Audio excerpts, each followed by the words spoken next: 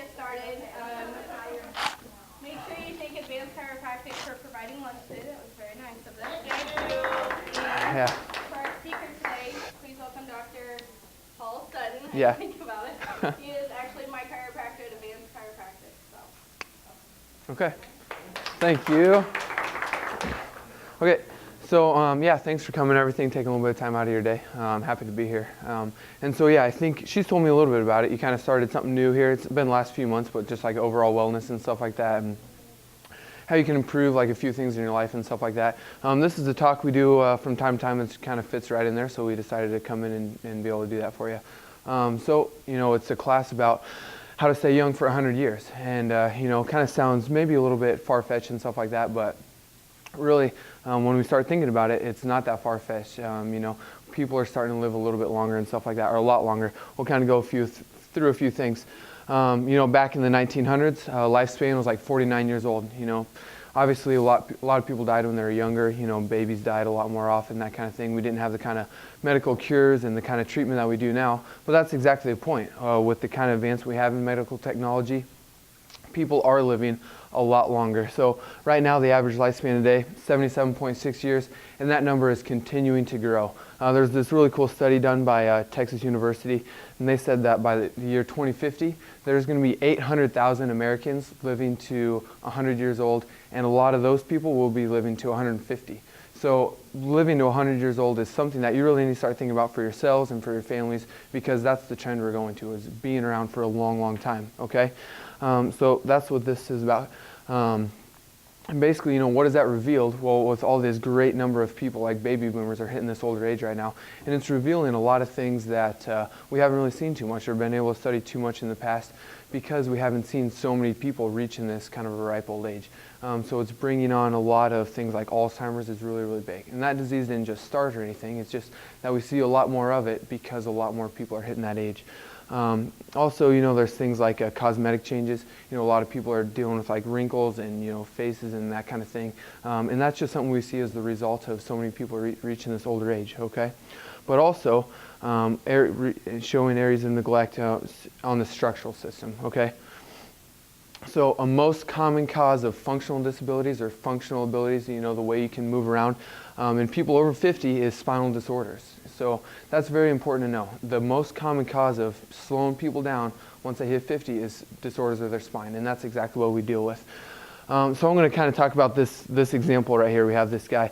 If I told you that, if I knew that somebody was going to break into your house, and they were going to go and they were going to steal all of your stuff, but I knew who was going to do it and I knew when they were going to do it, and I told you about it, you would do something about it to stop it, right?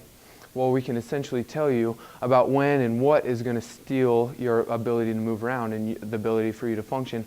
So hopefully you want to do something about it. You're not just going to let it happen, just like you wouldn't let your possessions be stolen from you. So you do something preventative about it. Well, hopefully you want to do something preventative about your ability to be able to move around. So you kind of look at this example right here. If you lose your mobility at age 65 and you live to 105, that is 40 years of not being able to do the things you want to do pain-free. And 40 years is a long time. You know, I don't know, kind of, you know, 40 years, maybe mid-range around right here. And so that's, you know, basically your whole life up until this point. Think about that, how long that is. That long being in pain and not being able to move around is a very, very significant amount of time. Okay, so, you know, just before we go into chiropractic a little bit, talking about people getting older, what's improved, obviously like the amount of care that we put into our teeth and tooth decay. You know, we used to see a lot more, you know, problems with our teeth, and people's teeth were getting removed and falling out and all kinds of stuff. But we do preventative measures to stop that. Also, just since 1997, there's about 465% increase in just cosmetic adjustments, cosmetic changes, just to, you know, make ourselves look and appear healthier and younger. Okay. So, you know, that's something that we do, but, you know, people take care of this because it's on our face. It's what we see and what we do all the time. So, you know, the lack of mobility and your lack of ability to move around can really make you look a lot older than, you know, crow's feet, basically wrinkles. You know, you see these people walking around with their walkers, they're all hunched over, these old guys, they can't hardly do anything, or people with their knees and their hips and they can't get around. That makes you look pretty old, even though you might not have wrinkles or stuff. Not being able to get around is hard on you, okay? So if our spine, you know, probably we're on our face, probably do some stuff to take better care of it. You know, in our modern society, we don't wait around until our teeth fall out. We do some preventive stuff to take care of them. We do some stuff, you know, even with our minds, you know, like we mentioned Alzheimer's earlier. You know, we do some preventive measures, do some mental exercises, you know, that it's important to be active and keep your mental focus and read books and that kind of thing so you can use your mind when you're older. So this preventative type of care is very, very important for the trend that we're going in society, okay? So it's very important that we're going to start doing some preventative care for our bodies to take care of our bodies now so we can good to go and live a healthy, happy, full, quality life when we're older, okay? So, you know, obviously, no such thing as a spine transplant. There's lots of things we can do for our body, you know, kidneys, livers, lots and lots of things we can do for our body, but there's no such thing as a spine transplant. So it's very important to do this preventive stuff to take care of the one that you have, okay? So, and this is not, you know, I say back pain over and over, not only back pain, it goes up in the neck too. It's, you know, very much so all connected. Lots of studies, lots of research out there. This study here talks about one in every 3 adults suffers from neck pain. So, you know, you count the numbers just around in this room, a lot of you just in this room, you would expect to have some neck pain that's fairly debilitating by the time you're around that age of 50, okay? And obviously, you know, you all want to be able to use your neck, and you know, you think about your family and your friends and your kids, you want them to be able to use their neck. It's important just to look in your blind spot when you're driving and everything. So, you know, this preventative type of care can counteract a lot of that, okay? So I have a graph here that's coming up next. If we just let nature take its course, it's going to look like this, okay? So we look at the bottom, and this is basically your years and age, okay? So you start down there and you're getting older over here. And then this, on this side of the graph right here, it's your maximum ability to be able to move in percent, okay? So it kind of makes sense. You start out when you're born not moving very much, you get older and more mobile. So about the time you're mid-20s, 23, you can, you know, have the most amount of flexibility and active and all that kind of stuff that you would expect to have. Then if you completely just let nature take its course, research shows that it's going to start dropping off, and then by the time you hit about 50, it just drops like a rock. You're down at about 50% of the way you could move around or should be able to move around when you were in your 20s, okay? And then it just drops like a rock straight off from there, and then, you know, and then we're kind of seeing this end of lifespan, you know, right around here, that 77.6 years. So that's what happens with you if you don't, you know, do some stuff to take care of your body, okay? So question is, you know, do we have to accept that for the way it is, or can it be changed? Can we do something about it? Well, absolutely, absolutely. So the same graph with the age down here and the numbers over here, the red line represents what we just saw, but with some preventative care, taking care of your body and doing things now to help yourself when you're later, that's where this green line is taking us. We can see that it's held at about 75–80% of your maximum ability, all the way up until you're about 80 years old, and of course it's going to drop off a lot because this is kind of where we're seeing people, you know, run into really old age right now.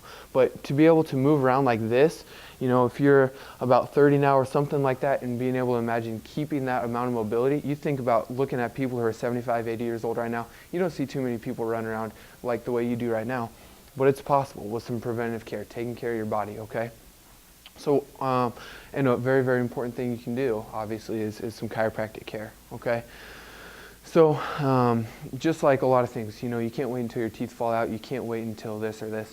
A lot of times people wait until their back goes out and they're in bad and rough shape and they're down and out and they have to go through a bunch of work to get better. Well, you can, any time is a good time for chiropractic care and to start chiropractic care. It's good for your body to get your spine moving and functioning and everything the way you can, okay? For one, we work on a lot on your spine and just overall mobility, keeping you standing up straight and in good posture. But we also work a lot of muscles, keeping your soft tissues and your muscles and your ligaments very mobile and everything like that. Okay, I'm going to go through a little bit, and I know I can just kind of talking to you guys when you came in here and hearing you talk. A few of you already go to chiropractors, some like know some chiropractors and stuff like that. Maybe some of you guys don't know anything about chiropractic. Anybody not know a thing at all about chiropractors? Yeah, everybody's been to a chiropractor at least a little bit? Yeah, okay, well that's pretty cool. Very cool. I'm just going to go over everybody's chiropractic office, maybe slightly different. I'm just going to go through kind of like a typical, like a treatment plan type of a thing, just so, you know, this is how we do it in our office. If you're not used to it, or if you've been to a different chiropractor or whatever, you know, everything's a little bit different. This is very much of a way that chiropractic is kind of going and how things should be done. Okay, so here's kind of a little bit of a treatment plan, you would say, that you would kind of expect. Okay. So you have, what you have in your spine, in your back, is misalignments, and these misalignments are caused from just every single day, day in and day out wear and tear, stuff that's hard on your structural system. You know, it's just kind of like, I keep going back to your teeth, but you eat food and drink, you know, pop or whatever, and it's hard on your teeth, so you go and you brush them and try to get them cleaned up again.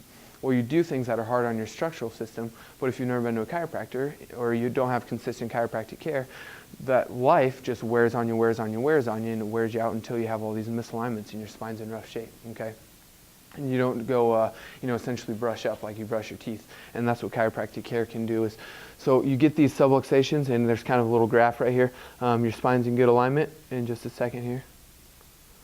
I think your spine's in good alignment, day in and day out, wear and tear. You can see it shifts out of place, puts some pressure on your disc right here and squeezes down on that intervertebral disc, causes less flexibility and motion, and that's when things start getting really stiff and you don't start moving around the way you should because of these misalignments. When that happens, you get some swelling in the area. It puts pressure on that nerve that comes out from between the vertebrae, okay? That whole complex is called a subluxation, okay? Something I want to talk about just briefly about those subluxations and the way your nerves interact with the body. Obviously, your brain tells your whole entire body how to function through the nervous system. So if your nerves are being hindered and prohibited from doing what they're supposed to do, there's other parts of your body, you know, say your stomach, your liver, your lungs, your heart, your digestive organs, that can't function the way they're supposed to function because the brain can't tell them how to do it because there's a block in the middle. And that's what happens through this subluxation, okay? One other thing, you know, like any kind of mechanical structure, say like a tire on a car or any kind of like metal pieces that are kind of fit together, they're supposed to work in a certain way. And if it's out of alignment, it's going to wear out much quicker. And if it's in there for a long time, things wear out quicker. It starts to cause different phases of degeneration. And the longer you let that go, just the worse it gets, okay? So that's what happens to people's backs, you know, throughout life, okay? So what we do about that is adjust you, okay? So the solution is through a series of adjustments that slowly retrain your spine back into proper alignment. And that's what we do. So we adjust you. A couple days later, you get another adjustment that starts retraining your spine, your muscles, your ligaments back into proper alignment. It allows you to get the pressure off the nerves, allows your joints in your body to move the way they're intended to move and carry the weight of your body the way it's intended to, okay?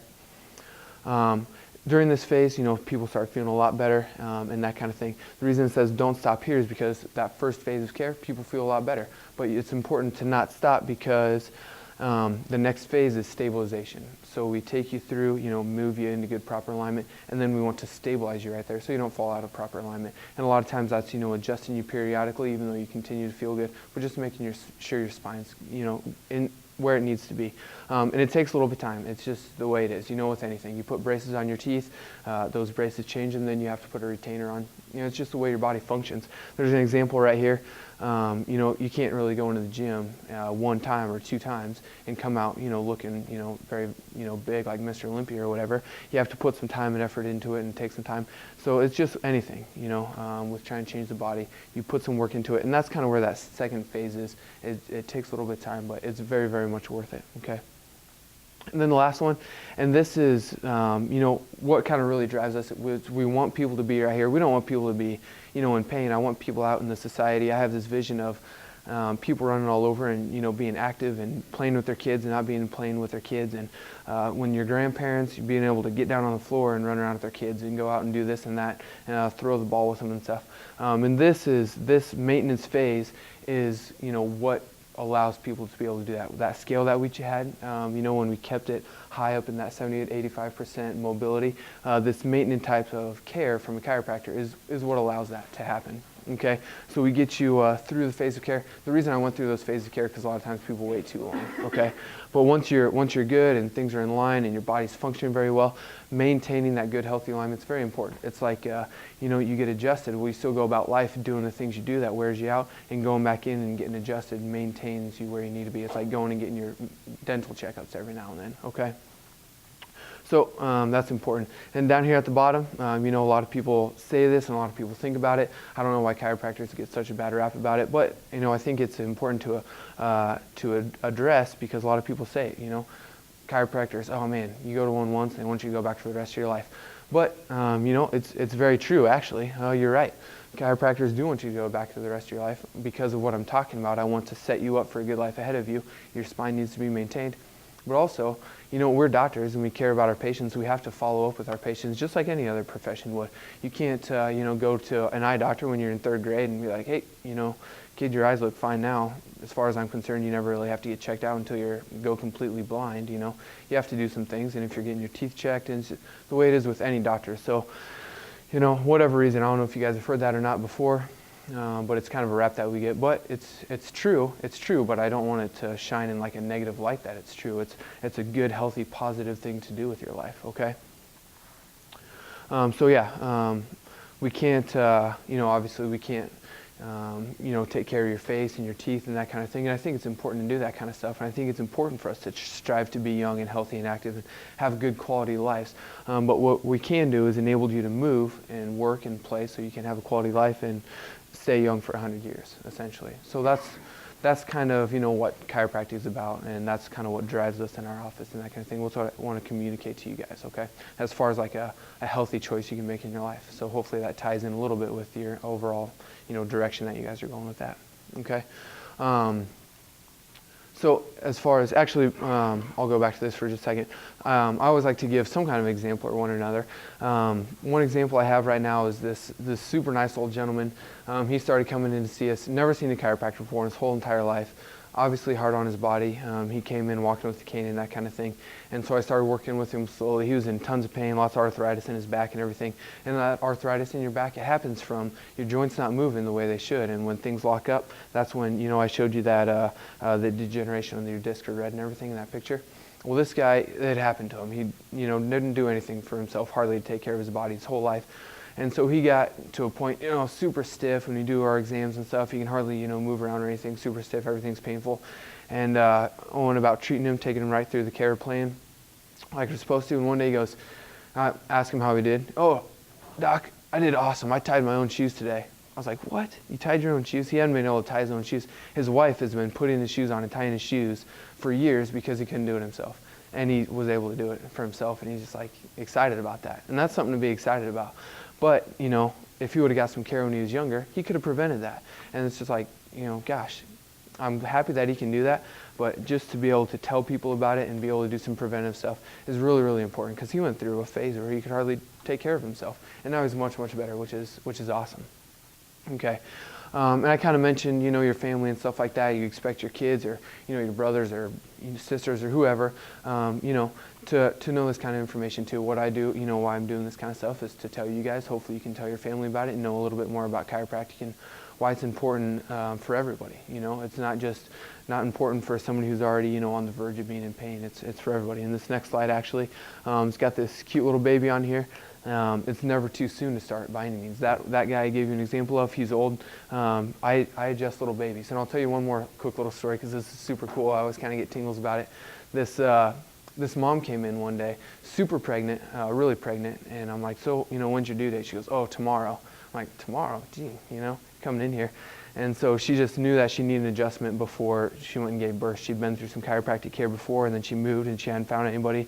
And she was due the next day, and I think she was going to get induced.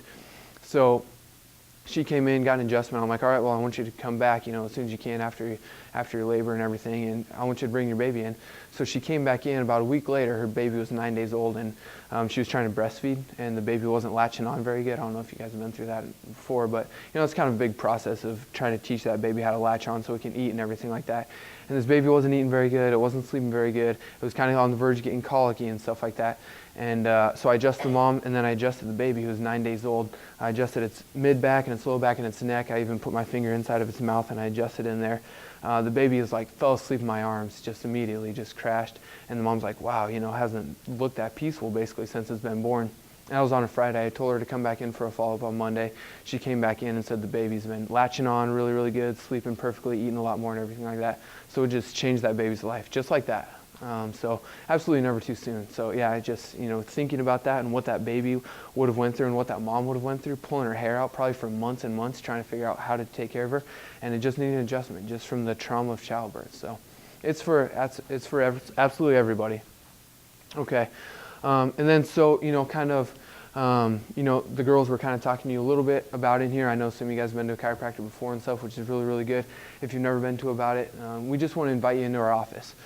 Just as a way for you and your family, if you have, family who's never experienced it before, just to come in and get checked out and see what chiropractic can do for you.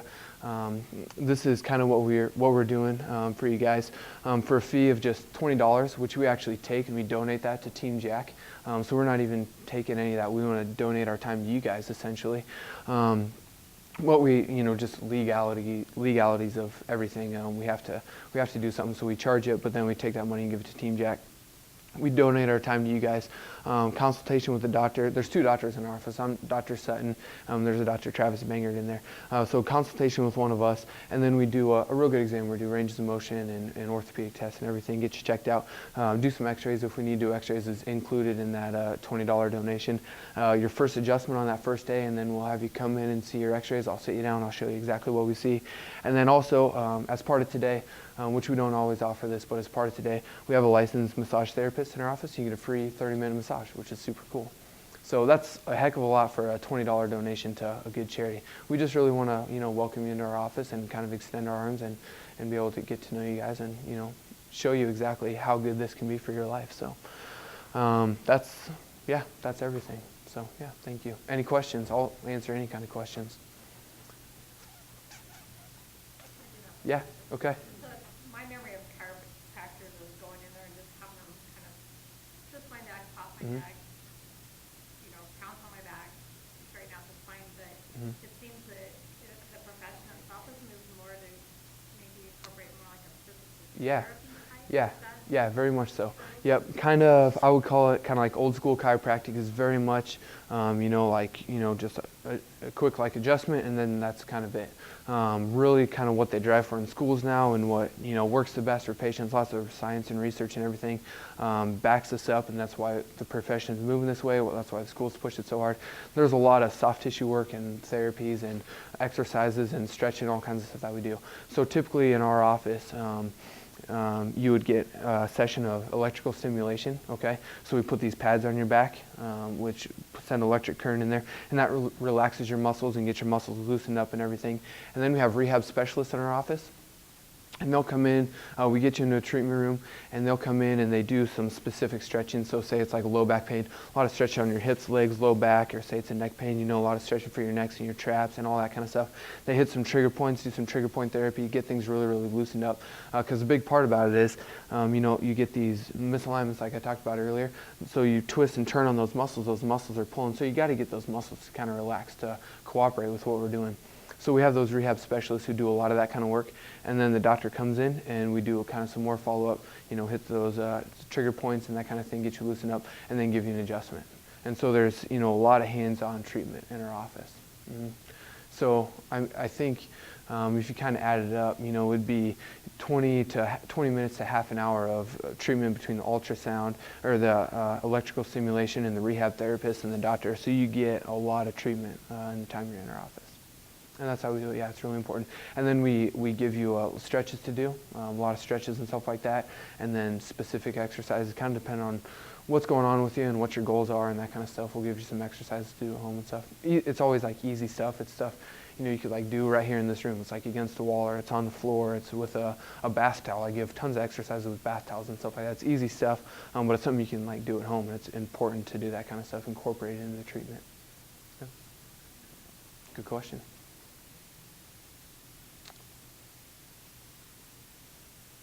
Okay. Well, I guess that's all I was going to talk about, I think. We'll see if I have another slide. Nope, I don't. Okay. Okay. So in between sessions, say somebody sits in really tight, how do you feel about foam rollers? Yeah, I love that kind of stuff. Yep. Yeah, I love that kind of stuff, yeah. In between sessions, yeah. You can do it on your back or your calves. Yeah, you can do those foam rollers all over the place, yeah. And I encourage those foam rollers to people who are around them and stuff like that. Then I said I do a lot of stuff with bath towels, which is kind of the same, It's just, sometimes I talk to the patients, I'm like, what do you have around your house that could do this? Sometimes it's a tennis ball, sometimes it's a a kid's foam baseball bat, you know, all kinds of stuff. Or if they go to the gym quite a bit, I can get them using those foam rollers. They're at gyms a lot. But yeah, really, really good for working those soft tissues and just getting stuff to loosen up and relax and everything like that. Yeah. Yeah, foam rollers are good. Stretching's good. Yeah, you could have foam rollers around in here. Yeah. Yeah, and they're super easy to use and stuff kind of once you get used to them. Yeah. Yeah. And then a lot of times in the office too, we'll find, you know, and this is important for you guys. We see patients who like never move because they plant themselves in a desk all day, and then people who are like doing construction and they never sit down, and they're, you know, either way, whatever you're doing, it's hard on your body. So we work with them, especially a lot of times people who kind of plant themselves in a seat and don't move around all day. It's stinking hard on you, you know. It just is, and you guys probably know what that's like. And movement is very, very good for your body. Movement's good for your spine and your muscles and your heart and your lungs and everything. But just because of what you do, planted in a seat all day, it's hard on you. So a lot of times we'll kind of talk about, you know, a few things you can do biomechanically or that kind of thing to help you at your workstation. A lot of times we'll find people, you know, they sit like this and their computer monitor's over here, so they're sitting there cranking their neck all day. Like, oh gosh, you know, no matter what I do, I can't get the right side of my neck to feel better. And then we can hopefully, you know, rearrange some workstation stuff. And so yeah, there's a lot of like hands-on, lots of conversation, try to figure out everything that's going on with you to get you to where you need to be. Yep. So yeah, think about that. I mean, I'm sure you guys know. So you probably hear about it somewhere, and then you go back to your workstation, you forget about it. But you want to be basically, when you're in your seat, ideal, you know, legs at 90, hips at 90, sitting straight up, shoulders back, arms kind of straight out in front of you, monitor like at eye level if you're sitting up straight. But also, you know, people do that and they kind of say, you know, I sit in perfect posture all day and I'm still hurting. I think movement is really, really good. So if you sit with your legs crossed for a little while, or you slouch for a little while, or you lean forward for a little while, moving around in your chair is always good for you. So people always preach, sit up, sit up, sit up, perfect posture all day long. Well, that's hard on you because you're not moving. So lean to one side, lean to the other side, moving around as much as possible is really good too. Standing up, you know, I know you kind of get in the flow and you never, you know, really move, you're in the zone. But standing up, you know, every half an hour or something, even just like stand up and walk around your desk once, you know, just to kind of move is very beneficial. Yeah. Foam rollers in the office is a good idea. I think so. Yeah. Yeah. We have something we've been doing quite a bit lately. We have these, you know, like those big balls, like those big exercise balls, they're kind of that really, really thick plastic. Okay. We have these discs. They're the same plastic. They're about this big around. They're about this thick. Okay. They're kind of like squishy. There's not too much in there, a little bit of air. And you can take it and you put it on a seat just like this. And it's kind of the same effect of sitting on one of those big balls, but it's kind of exercise. You know, you can move your hips around, your low back, and it keeps your core stabilized because you kind of have to keep your balance and stuff like that. And a lot of people have been using those and really, really liking them. So you've probably sat on them at the office, huh? Yeah, we have, so like I said, you'll come to our office and you get the E-stem, and then depending on if there's a room open or whatever, we have a seat where you can sit for a minute. We make everybody sit on those little discs for a little while. Yeah. Okay. So if you guys, like I said, you know, love to have you in our office. We have a couple girls in the back there. We have a day book and stuff like that. Like I said, as far as you know, if you guys want to schedule an appointment, we can honor your 30-minute massage today, and that's kind of part of today's offer. Like I said, we don't always do that, so great time for you guys to come check us out and everything. Love to see you there. Okay, thank you. We also have a lot more. There's a lot more sandwiches. Yeah.